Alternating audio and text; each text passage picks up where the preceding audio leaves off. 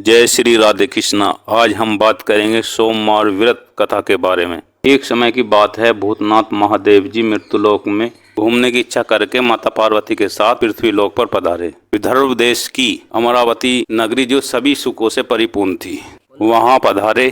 वहां के राजा के द्वारा बनाया हुआ एक अति सुंदर शिव मंदिर था, जहां वे रहने लगे। एक बार पार्वती जी ने चौसर खेलने की इच्छा की। तभी मंदिर में पुजारी ने प्रवेश किया और माता ने पूछा, इस बाजी में किसकी जीत होगी? तो ब्राह्मण ने कहा कि महादेव की जीत होगी, लेकिन पार्वती जी जीत गई। तब ब्राह्मण को उन्होंने झूठ बोलने के अपराध में कोढ़ी होने का श्राप दिया। कई दिनों के पश्चात देवलोक की अप्सराएं उस मंदिर में पधारी और उसे देखकर कारण पूछा।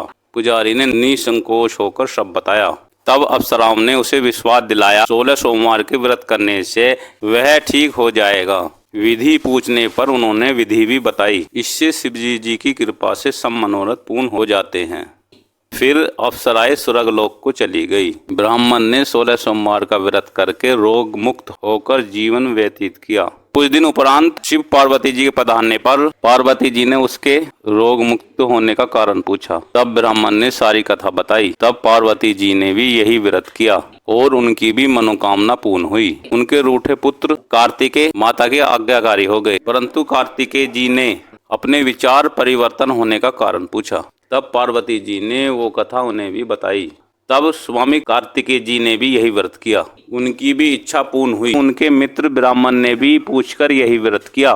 तब वह ब्राह्मण विदेश गया और एक राजा के वहाँ स्वयंवर में गया। वहाँ राजा ने प्रण किया था, हथनी माला जिसके गले में डालेगी वह अपनी पुत्री का विवाह उसके साथ करेगा। भगवान शिव की कृपा से हथनी ने वो माला ब्राह्मण के गले में डाल दी और राजा ने अपनी पुत्री का विवाह उसके साथ कर दिया। उस कन्या के पूछने पर ब्राह्मण ने उसे कथा बताई। तब उस कन्या ने भी वही व्रत कर एक सुंदर पुत्र प्राप्त किया। बाद में उस पुत्र ने भी यही व्रत किया और एक वृद्ध राजा का राज्य पाया। जब वह राजा सोमवार की पूजा करने गया और उसकी पत्नी श्रद्धा न होने से पूजन में नहीं गई। पूजा पूर्ण होने पर आकाशवाणी हुई कि राजन, इस कन्या को छोड़ दो, अन्यथा तेरा सर्वनाश हो जाएगा। अंत में उसने रानी को राज्य से निकाल दिया।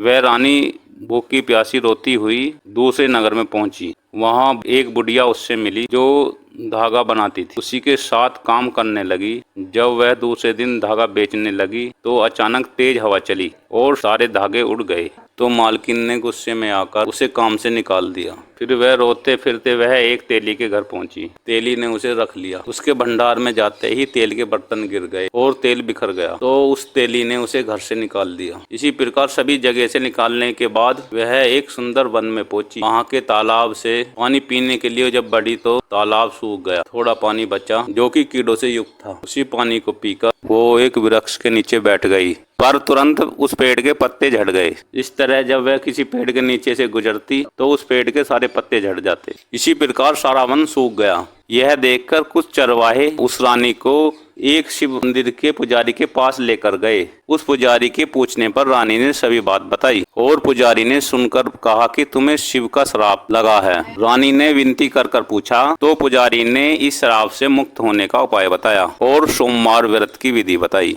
और शिव जी की कृपा से 16वें सोमवार को राजा का मन परिवर्तन हुआ। राजा ने रानी को ढूंढने के लिए दूत भेजे। पता लगने के बाद राजा ने बुलावा भेजा, पर पुजारी ने कहा कि राजा को स्वयं भेजो। और इस पर राजा ने विचार किया और स्वयं पहुंचे। रानी को लेकर दरबार पहुंचे और उनका स्थान दिया। संपूर्ण शहर में खुशियां मनाई गई। राजा ने गरीबों को काफी दान दक्षिणा दी और शिव के परम भक्त होकर नियम पूर्वक 16 सोमवार व्रत करने लगे और संसार के सब सुख भोग कर अंत में शिव धाम गए। और जो इस प्रकार मन लगाकर श्रद्धा पूर्वक नियम से 16 सोमवार का व्रत करेगा, वह इस लोक में परम सुख को प्राप्त कर अंत में परलोक में मोक्ष की प्राप्ति करेगा। दोस्तों, आप भी 16 सोमवार का व्रत करोगे तो आपकी भी सभी मनोकामना पूर्ण होगी। दोस्तों, धन्यवाद।